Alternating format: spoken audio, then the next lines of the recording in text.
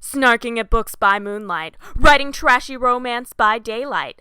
LabbyDragon lives in the theater at the edge of space, an unstable anomaly of science and magic. And you, dear viewers, have just entered her realm. Hello, and welcome to Let's Read with LabbyDragon, because it's about time I addressed another adaptation. This year on Valentine's Day, when I was yet again frustratingly single, I went to see a film that I knew I was going to see from the first time I saw the trailer. That film was Seventh Son, and while it seemed generic enough from what you could glean from the trailer, it had the advantage of featuring cranky Jeff Bridges and also Julianne Moore. You don't just pass that up. However, it wasn't until after I went to see the film, and I was in Target one day passing by the books, and I noticed the movie cover on a collection of the first two novels in the Last Apprentice series by Joseph Delaney, that I even knew that the movie was based on a book. And I bought it then and there. Most certainly because having the cover on a two-book compilation implied that the movie had actually merged the two. I expected differences, certainly, but the moment I started reading, I realized just how loosely based on the series this film was. Let me start with this. Do you see this strapping, handsome 20-something on the cover here? Yes, sexy eye candy Ben Barnes, who plays Tom Ward, seventh son of a seventh son and apprentice to the spook. Well, forget this, because here in the books we start with Tom Ward at 13 years old. And the love interest, too, is 13, so put away your lustful expectations until later. I can see why they would choose to age up the characters. When your protagonist is 13 in film, you've got one of two choices, and that's make a kids' film or put yourself into the oversaturated young adult market. Clearly, the filmmakers wanted to make an adult film and sell it on quite a lot of sex appeal, because great googly boogly, that is a lot of good-looking people. The next biggest changes have everything to do with making the film more cinematic, and it is the actual level of threat posed by Mother Malkin. You see, in the film you get this dragon witch queen returning to a legion of followers and such, an epic enemy. Well, here in the first book of the series, Revenge of the Witch, she is threatening, but only one of her followers really factors in, the Bony Lizzie character, who is her granddaughter in the books, but her sister in the film? Alice's relation to both is changed as well, where her mother doesn't really factor in the books, and she's the niece of Bony Lizzie rather than the daughter of the character. Mother Malkin is, in the novel, a much more appropriate enemy to a 13-year-old. Powerful enough to be hard to beat, but yet kept weakened enough throughout to be believably beaten by a young boy. Tom Ward of the book would probably die if he faced Mother Malkin of the film. A change that fascinates me is the change in how Mother Malkin escapes. In the film, she escapes her pit prison because some planetary alignment brings back her powers. But in the book, we get this beautiful storyline wherein the pit that Mother Malkin is being kept in is on the grounds of the spook's home. So when Tom meets Alice for the first time, he's being bullied by some of the village boys, and Alice scares them off.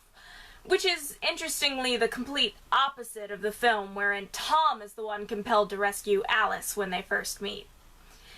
However, in thanks, she asks him to owe her a favor. When she comes around to call on that favor, Alice gives Tom these cakes to feed to Mother Malkin, and it's the cakes that bring back Mother Malkin's power, thus making Tom's own foolishness the cause of the trouble, and leading to an extra layer of motivation to right his mistakes, rather than just being the good guy. In the book, Tom actually kills Mother Malkin almost immediately, but given her powers as a witch, she lives on, better able to, manipulate her sort of oozy and gross dead body to possess people and even, like, slip through cracks in walls. These books are a very young adult series, not shying away from violence and horror and some of the harder truths about the setting. And they're actually incredibly interesting, and I would argue less generic fantasy than the film. Because let's face it, I quite enjoyed Seventh Son, but it's fairly generic and predictable, and any of the truly interesting ideas it had were left dead at the end of the film and could be explored in a sequel, but I have my doubts that they ever expected to make a sequel at all when they treated it as this great big epic all squished down into one movie. I get that taking a gamble is hard in Hollywood. The books were clearly just popular enough to do something with, but not popular enough to, like, faithfully adapt at the pace of the novels. This happens in Hollywood. It happens. However, sometimes work suffers for the urge to pack most of the story into one movie and try to tell as much of it as possible in one completed story, and then maybe they'll get to do more of it. But if they don't, at least they had one completed. Think about a series of unfortunate events. The makers of that film thought they needed to cram 3 books into one film because of there either not being enough material or some such excuse, and tried to put more of a button on it so it wouldn't be completely unsatisfying without a sequel. However, it's exactly that approach that contributed to there never being a sequel. Now, I also finished the second book in the series, The Curse of the Bane, to see what elements from further in the series they managed to get into the film. The answer is quite a lot of them, and most of these elements are the sadly underutilized elements that, at the end of the movie, I began to wonder why they had been left open for a sequel that may never happen and weren't instead the focus of the film. In the books, Tom's mother is a much more important character. Tom returns home to speak to her several times, and the way in which he finds out, without much doubt, that his mother is a witch is so much more impactful. And while I haven't read the whole series, I have a feeling that plot point is going to become more and more important. Where in the film, they dropped it so close to the end, and therefore left all the possibilities such a setup can provide completely unexplored and just hanging in the air. You know, just in case they get a sequel. I also think they greatly abused the rich and wonderful depth of Alice's character by taking nearly all her real struggles away from her. Much of what makes Alice an interesting character doesn't even happen until the second novel, but I think they could have certainly pulled in some of the character's darkness in shaping her film incarnation. They took Alice from being the kind of person who is not afraid to use darkness and evil for her own ends, and they instead presented a character who was basically a pure and good person who just had the misfortune of having a slightly evil mother. But perhaps on a second viewing, I will find more nuance in the performance. Especially with the knowledge of the series I have now, I'll certainly be looking for it. The spook they got mostly right, and I feel like when the film finally got to production, they knew they were going to be selling this film on Jeff Bridges' performance. It's fun, and the character is preserved, even if events and backstories aren't quite the same. Though I have no idea why they had to give him a traveling companion when he had not a traveling ogre, but a stay-at-home Bogart in the books.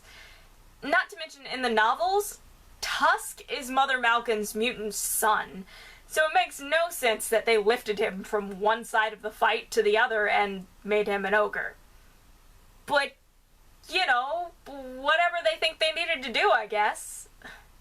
There is a lot missing from the film that would have honestly made a very good movie. If they had remained more faithful to the books, I think they could have had some genuinely amazing films on their hands. As it is, though, they made a fun little fantasy film, which I would say is well worth a watch.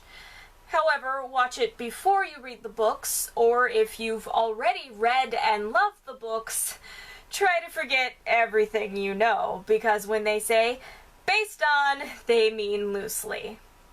I do suggest you read the books. They are a fantastic young adult fantasy series that really gets deep down into what it is to train to fight evil spirits and monsters at a young age, and really have some very interesting implementation of plot devices and ideas. I myself am looking forward to reading the rest of the series. Things are changing, and I want to do this more often, so I'll see you next time on Let's Read with LabbyDragon.